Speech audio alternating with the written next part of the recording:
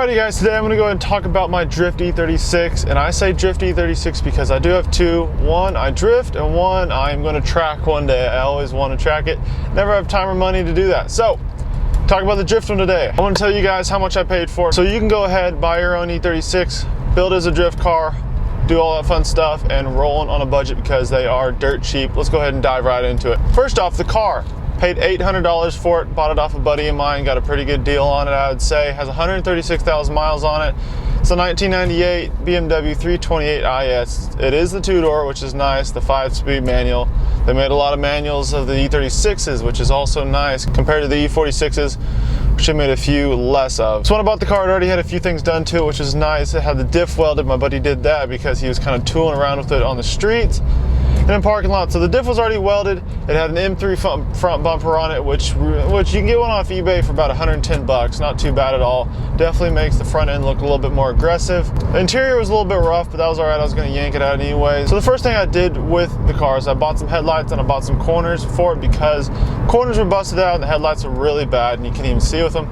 Plus it makes it look a lot better, and with drifting, style is definitely contributing factor to how cool it is and all that stuff. So headlights, 90 bucks, corner lights, 30 bucks. Coilovers, got those on eBay. I think I paid $220 for them. I just checked eBay.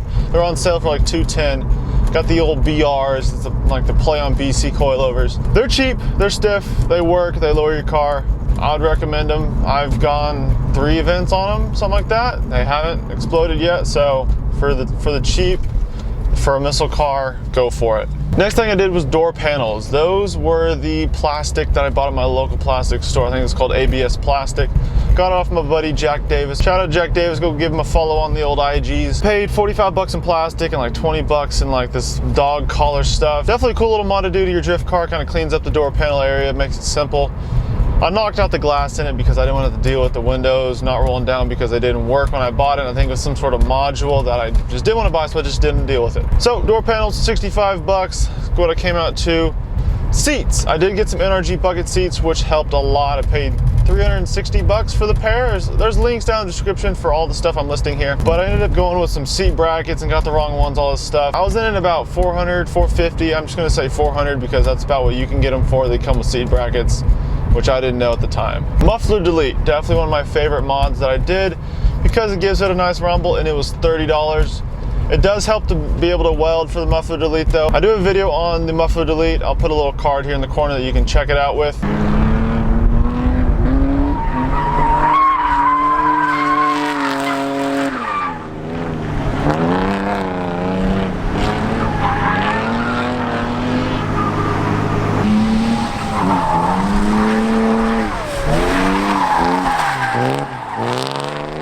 Hydro e-brake definitely makes a game changer in drifting. Whole different style of drifting once you go from clutch kicking and trying to connect a corner to be able to use that hydro to extend the corner. Still learning, still working with it. I've done like 2 events on it, I think. I went with the Chase Bays. I liked how clean and how sleek it looked in the interior, how it was all black and really clean quality was definitely there. Paid 400 bucks for the Chase Bays hydro, the handbrake, and the line kit.